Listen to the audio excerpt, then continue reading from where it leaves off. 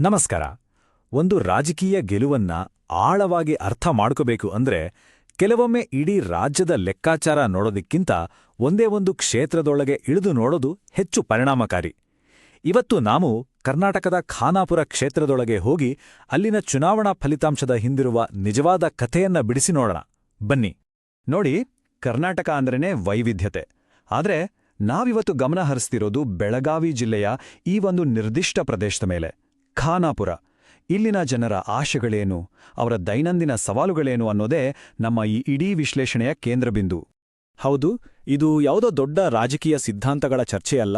ಇದು ನೀರು, ರಸ್ತೆ, ಈ ಥರದ ಮೂಲಭೂತ ಸೌಕರ್ಯಗಳಿಗಾಗಿ ವರ್ಷಗಳಿಂದ ಕಾಯ್ತಾ ಇರೋ ಜನರ ಕಥೆ.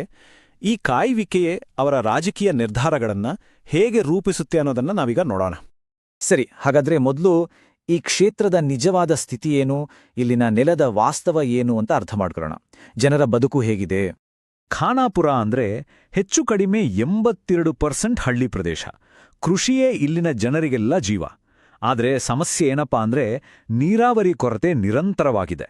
ಹೊಸ ಕೈಗಾರಿಕೆಗಳಿಲ್ಲ, ಹಾಗಾಗಿ ಉದ್ಯೋಗಾವಕಾಶಗಳು ಕೂಡ ಕಡಿಮೆ. ರಸ್ತೆ, ಸೇತುವೆಗಳಂತಹ ಮೂಲಭೂತ ಸೌಕರ್ಯಗಳ ಅಭಿವೃದ್ಧಿ ತುಂಬಾ ನಿಧಾನ. ಪಲ ಯೋಜನೆಗಳು ಕಾನೂನು ತೊಡಕುಗಳಿಂದ ಅರ್ಧಕ್ಕೆ ನಿಂತಿವೆ. ಇದೆಲ್ಲವೂ ಜನರ ದೈನಂದಿನ ಜೀವನದ ಮೇಲೆ ನೇರ ಪರಿಣಾಮ ಬೀಳುತ್ತಿದೆ. ಈಗ ಈ ಇಡೀ ವಿಶ್ಲೇಷಣೆಯ ಅತಿ ಮುಖ್ಯವಾದ ಪ್ರಶ್ನೆಗೆ ಬರೋಣ. ಕೇವಲ 5 ವರ್ಷಗಳಲ್ಲಿ ಒಂದು ಕ್ಷೇತ್ರದ ಚುನಾವಣಾ ಫಲಿತಾಂಶದಲ್ಲಿ ಇಷ್ಟೊಂದು ದೊಡ್ಡ ಮಟ್ಟದ ಬದಲಾವಣೆ ಆಗೋಕೆ ಹೇಗೆ ಸಾಧ್ಯವಾಯಿತು? 2018ರ ಚುನಾವಣೆಯನ್ನ ಒಮ್ಮೆ ನೆನ್ಪಿಸ್ಕೊಳ್ಳಿ.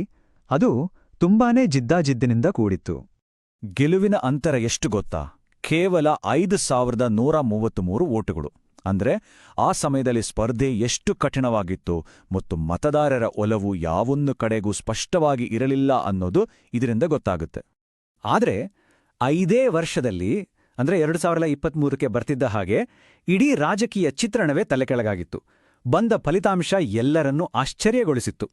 ಇದನ್ನೊಂದು ರಾಜಕೀಯ ಭೂಕಂಪ ಅಂತಲೇ ಹೇಳಬಹುದು. ಯಾಕಂದ್ರೆ ಗೆಲುವಿನ ಅಂತರ 54,000ಕ್ಕೂ ಹೆಚ್ಚು ವೋಟುಗಳು, ಕೇವಲ 5,000ದಿಂದ 54,000ಕ್ಕೆ. ಈ ಮಹಾ ಮುಸ್ಚಾಟ್ ಬದಲಾವಣೆಯ ಹಿಂದಿನ ಕಾರಣಗಳಾದ್ರೂ ಏನು? ಈಗ ಈ ಅಂಕಿಅಂಶಗಳನ್ನು ನೋಡಿ. 2018ರಲ್ಲಿ ಸುಮಾರು 20% ಮತಗಳನ್ನು ಪಡೆದಿದ್ದ ಪಕ್ಷ 2023ರಲ್ಲಿ 57%ಗೆ ಜಿಗಿದಿದೆ.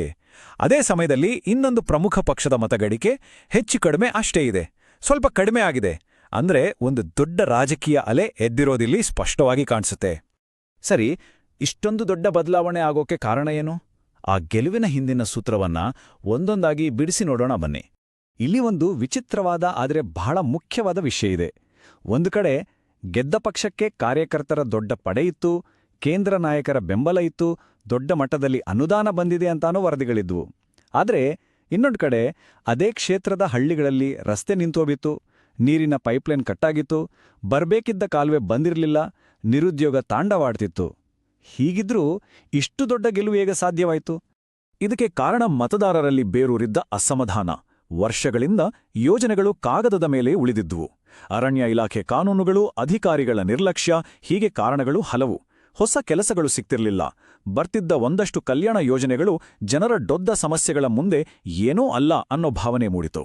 ಕೊಟ್ಟ ಮಾತುಗಳು ಉಳಿದಿಲ್ಲ ಅನ್ನೋ ನಂಬಿಕೆಯ ಕೊರತೆ ಸ್ಪಷ್ಟವಾಗಿ ಕಾಣುತ್ತಿತ್ತು. ನೋಡಿ, ಪ್ರತಿಯೊಬ್ಬ ನಾಗರಿಕನಿಗೂ ಘನತೆಯಿಂದ ಬದುಕುವ ಹಕ್ಕಿದೆ. ಇದು ನಮ್ಮ ಸಂವಿಧಾನ ನೀಡುವ ಮೂಲಭೂತ ಆಶಯ. ತಮ್ಮ ಸಮಸ್ಯೆಗಳ ಬಗ್ಗೆ, ತಮ್ಮ ನಾಯಕರ ಬಗ್ಗೆ ಜವಾಬ್ದಾರಿಯುತವಾಗಿ, ಮಾಹಿತಿಪೂರ್ವಕವಾಗಿ ಮಾತನಾಡುವುದು, ಪ್ರಶ್ನಿಸುವುದು ಕೂಡ ಇದರ ಭಾಗವೇ. ಇದೇ ಪ್ರಜಾಪ್ರಭುತ್ವದ ನಿಜವಾದ ಶಕ್ತಿ. ಸರಿ, ಆಗಿದ್ದು ಆಯ್ತು. ಈಗ ಮುಂದೇನು? ಹಿಂದಿನದನ್ನ ವಿಶ್ಲೇಷಣೆ ಮಾಡೋದು ಮಾತ್ರ ಅಲ್ಲ, ಭವಿಷ್ಯಕ್ಕೆ ಒಂದು ದಾರಿ ತೋರಿಸೋದು ಮುಖ್ಯ. ಈ ಕ್ಷೇತ್ರದ ಸಮಸ್ಯೆಗಳಿಗೆ ಒಂದು ಸ್ಪಷ್ಟ ಪರಿಹಾರ ಬೇಡ, ಡೇಟಾ ಇಟ್ಕೊಂಡು ಒಂದು ಪ್ಲಾನ್ ಮಾಡೋದು ಹೇಗೆ? ಖಾನಾಪುರದ ಮೂಲಭೂತ ಸಮಸ್ಯೆಗಳಿಗೆ ಇಲ್ಲಿದೆ 3 ಹಂತದ ಒಂದು ಸ್ಪಷ್ಟ ಪರಿಹಾರ. ಮೊದಲನೇದು ಮಲಪ್ರಭಾ ಕಾಲುವೆ. ಇದು ಬಂದ್ರೆ ಸುಮಾರು 3,000 ಹೆಕ್ಟೇರ್ ಜಮೀನಿಗೆ ನೀರು ಸಿಗುತ್ತೆ, ಬೆಳೆ 50% ಹೆಚ್ಚಾಗತ್ತೆ. ಎರಡನೇದು ಹಳ್ಳಿಗಳಿಗೆ ಒಳ್ಳೆ ರಸ್ತೆ. ಇದು ಪ್ರಯಾಣದ ಸಮಯವನ್ನ 40% ಕಡಿಮೆ ಮಾಡುತ್ತೆ. ಮೂರನೇದು ಒಂದು ಕೃಷಿ ಸಂಸ್ಕರಣಾ ಪಾರ್ಕ್. ಇದು ಸಾವಿರಾರು ನೇರ ಉದ್ಯೋಗಗಳನ್ನು ಸೃಷ್ಟಿ ಮಾಡುತ್ತೆ ಮತ್ತು ರೈತರ ಆದಾಯವನ್ನೂ ಹೆಚ್ಚಿಸುತ್ತೆ. ಇವು ಕೇವಲ ಭರವಸೆಗಳಲ್ಲ, ಬದಲಾಗಿ ಸ್ಪಷ್ಟವಾದ ಅಂಕಿಅಂಶಗಳ ಆಧಾರದ ಮೇಲೆ ರೂಪಿಸಿರುವ ಯೋಜನೆಗಳು. ಕೊನೆಯದಾಗಿ ಒಂದು ಮುಖ್ಯವಾದ ಪ್ರಶ್ನೆ. ಈ ಎಲ್ಲ ಚುನಾವಣಾ ವಿಶ್ಲೇಷಣೆಯ ಅಸಲಿ ಉದ್ದೇಶವಾದ್ರೂ ಏನು? ಬರೀ ಗೆಲ್ಲೋದು ಸೋಲೋದನ್ನ ಲೆಕ್ಕ ಹಾಕೋದಕ್ಕಾ? ಅಥವಾ ಇದಕ್ಕೂ ಮೀರಿದ ದೊಡ್ಡ ಉದ್ದೇಶ ಏನಾದ್ರೂ ಇದೆಯಾ? ಈ ಮಾತು ತುಂಬಾ ಮುಖ್ಯ. ಚುನಾವಣೆಗಳು ಅಂತಿಮ ಗುರಿಯಲ್ಲ. ಅವು ಆಡಳಿತಕ್ಕಾಗಿ ಮಾಡುವ ದತ್ತಾಂಶ ಎಂಜಿನಿಯರಿಂಗ್. ಅಂದ್ರೆ ಎಲೆಕ್ಷನ್ನಲ್ಲಿ ಸಿಗೋ ಡೇಟಾ, ಜನರ ಅಭಿಪ್ರಾಯ, ಇದನ್ನೆಲ್ಲ ಇಟ್ಕೊಂಡು ಒಂದು ಉತ್ತಮ ಆಡಳಿತ ಕೊಡೋದೇ ನಿಜವಾದ ಗುರಿ. ಗೆಲುವು ಅನ್ನೋದು ಒಂದು ಆರಂಭ ಅಷ್ಟೇ, ಅಂತ್ಯ ಅಲ್ಲ. ಈ ರೀತಿ ಡೇಟಾವನ್ನ ಬಳಸುವಾಗ ಜನರ ವೈಯಕ್ತಿಕ ಘನತೆ ಮತ್ತು ಖಾಸಗಿತನಕ್ಕೆ ಬೆಲೆ ಕೊಡುವುದು ಬಹಳ ಮುಖ್ಯ. ಭಾರತದ ಹೊಸ ಡಿಜಿಟಲ್ ಪರ್ಸನಲ್ ಡೇಟಾ ಪ್ರೊಟೆಕ್ಷನ್ ಕಾನೂನಿನ ಚೌಕಟ್ಟಿನಲ್ಲಿ ಜನರ ಮಾಹಿತಿಯನ್ನ ಅವರ ಒಪ್ಪಿಗೆಯೊಂದಿಗೆ ಪಾರದರ್ಶಕವಾಗಿ ಮತ್ತು ಕೇವಲ ನಿಗದಿತ ಉದ್ದೇಶಗಳಿಗೆ ಮಾತ್ರ ಬಳಸುವುದು ಯಾವುದೇ ಜವಾಬ್ದಾರಿಯುತ ಆಡಳಿತದ ಕರ್ತವ್ಯ. ಹಾಗಾದ್ರೆ ಒಂದು ಗೆಲುವಿನ ನಿಜವಾದ ಅಳತೆಗೋಲು ಯಾವುದು ಅಂತ ನೀವೇ ಹೇಳಿ. ಬಂದ ವೋಟುಗಳ ಸಂಖ್ಯೆನಾ? ಅಥವಾ ಗೆದ್ದ ಮೇಲೆ ಆ 5 ವರ್ಷಗಳಲ್ಲಿ ಜನರ ಬದುಕಿನಲ್ಲಿ ಆದ ಸಕಾರಾತ್ಮಕ ಬದಲಾವಣೆನಾ?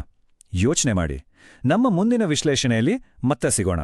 ನೀವು ಜನಕೇಂದ್ರಿತ ನಾಯಕರಾಡಲು ಮತ್ತು ನಿಮ್ಮ ಕ್ಷೇತ್ರವನ್ನು ಉನ್ನತೀಕರಿಸಲು ಬಯಸಿದ್ರೆ blueprintstrategies.ai ಅನ್ನು mgr@blueprintstrategies.ai ನಲ್ಲಿ ಸಂಪರ್ಕಿಸಿ ಅಥವಾ 08042041602ಗೆ ಕರೆ ಮಾಡಿ. ರಾಜಕೀಯವನ್ನು ಮೀರಿದ ಉದ್ದೇಶ.